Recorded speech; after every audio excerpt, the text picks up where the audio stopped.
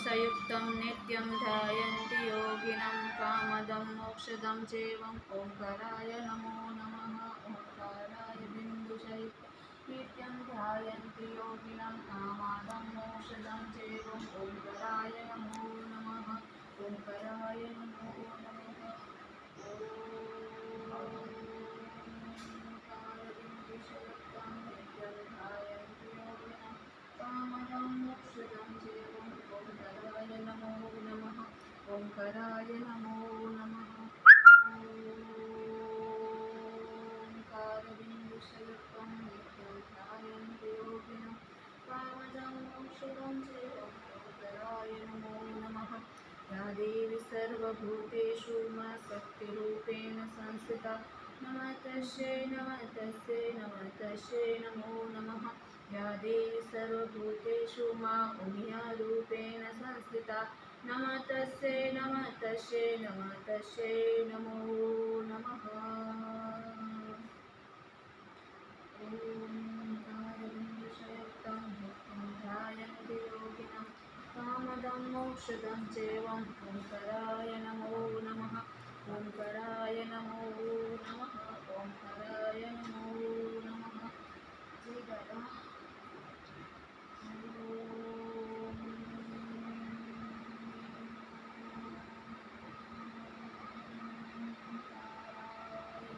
कालबिन्दुसयुक्तं नित्यं ध्यायन्ति योगिनं कामदं मोक्षदं चैवम् ओंकाराय नमो नमः। ॐ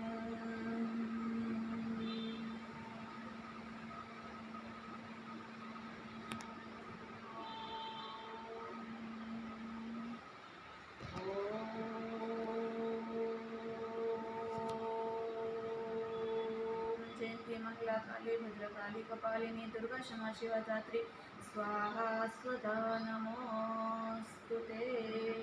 सर्वमंगले मांगले शिवे सर्वार्थ साधिके शरणे त्र्यंबके गौरी नारायणी नमस्तुते। नारायणी नमस्तुते। नारायणी नमस्तुते।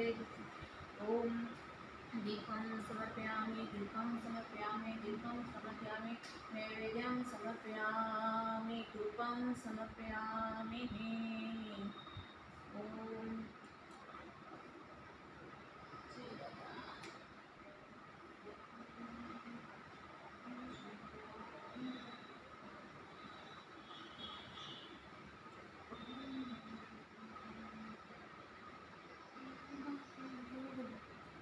जय जगत जननी माँ भवानी बोल भवानी मामिया।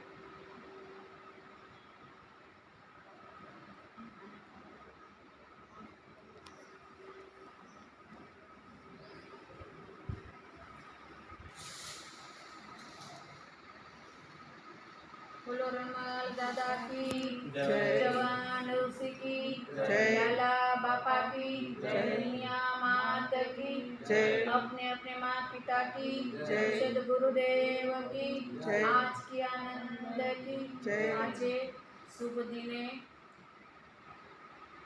श्रावण सुद बीज ना दिवसे આપણે જે સોમવારે ભગવાન શિવનું દાદાના સાનિધ્યમાં પાર્થેશ્વર રુદ્રી પૂજન કરવા માટે દાદાને આપણે આજ્ઞા લેવા માટે દાદા આ કાર્ય તમારા આ પટાંગણમાં અમે શરૂઆત કરી રહ્યા છીએ તો તમારો અમીરથી વરસાદ આપની અનુગ્રહ શક્તિ ક્રિયા શક્તિ ઈચ્છા શક્તિ અને ધ્યાન શક્તિ દ્વારા અમારું કલ્યાણ થાય અને સર્વ જગતના માનવ જીવનું કલ્યાણ થાય કે વિશ્વમાં સૌનું કલ્યાણ થાય સૌના વિચારો પરમાત્મા તરફ શુભ થાઓ, કે હરેક જીવ પોતાના મનુષ્ય જન્મને પામીને આ ધરતી ઉપર પરમાત્માની પ્રાપ્તિ કરવા માટે આવ્યો છે. હું કોણ છું એની યાત્રા માટે.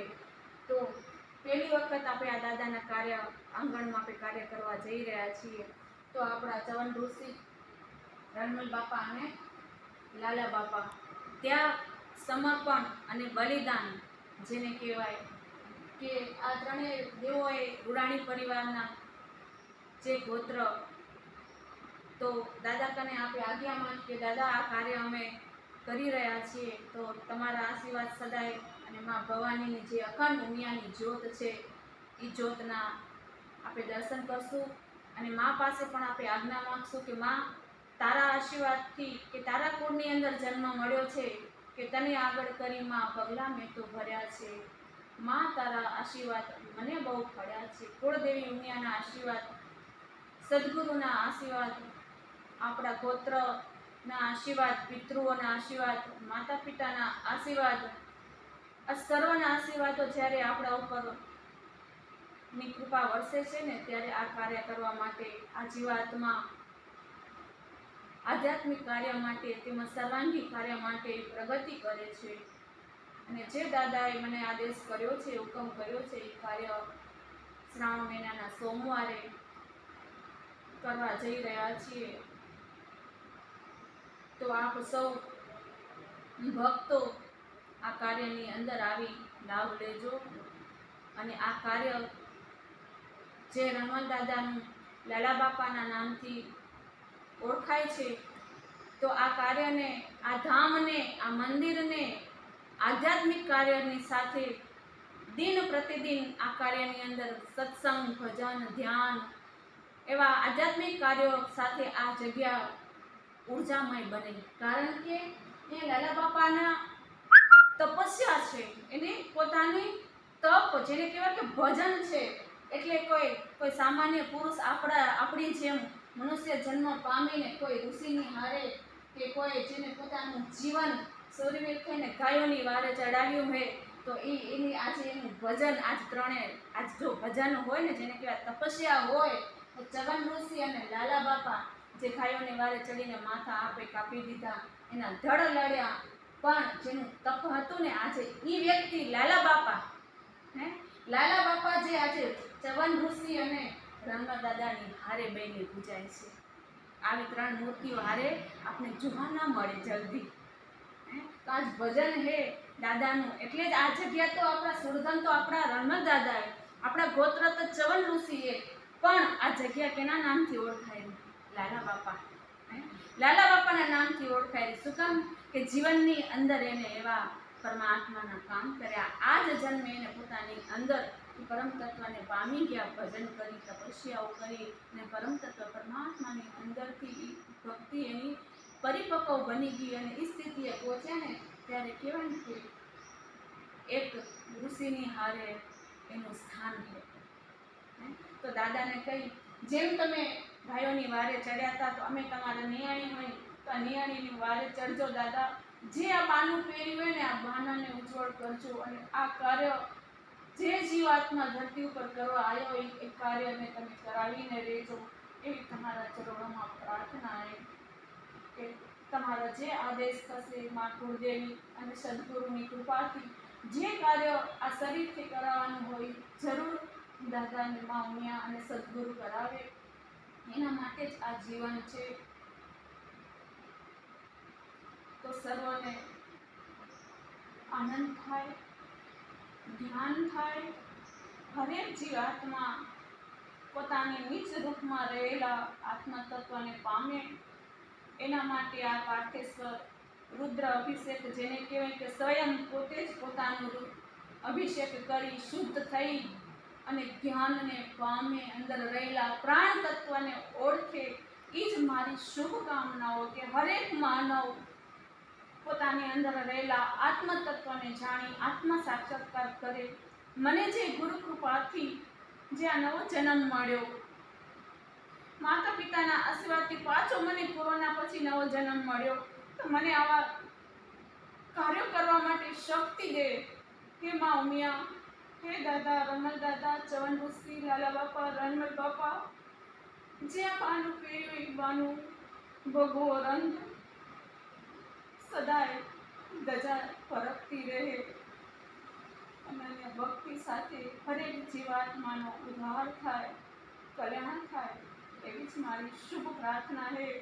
જેવી રીતે ગાયોની પાદે ચડ્યા એવી રીતે આ નિયાણી ઉપર કૃપા કરી અને આ ભક્તિ માર્ગમાં, જ્ઞાન માર્ગમાં, ધ્યાન માર્ગમાં હરેક જીવાત્મા સદગુરુને સાચું શરણ પામી અને સ્વયંની જે ધરતી ઉપરની યાત્રા છે એ યાત્રાને પૂર્ણ કરે અને સદાય ઋણાણી પરિવારના તમામ બાળકો ઉપર આપની અમી વર્ષા વરસતી રહે.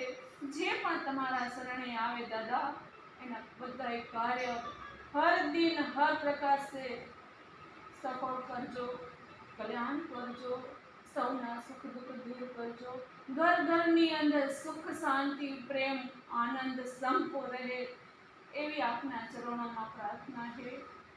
બોલો મિયા માત કી જય, રણમલ દાદા की जय, लाला बाबा की जय, चवन ऋषि की जय, अपने अपने माता पिता की जय, सदगुरुदेव की जय, नमः पार्वती पते हर हर महादेव हर. सर्वने ओम नमः शिवाय. जय सच्चिदानंद. हरि ओम. जय गुरु.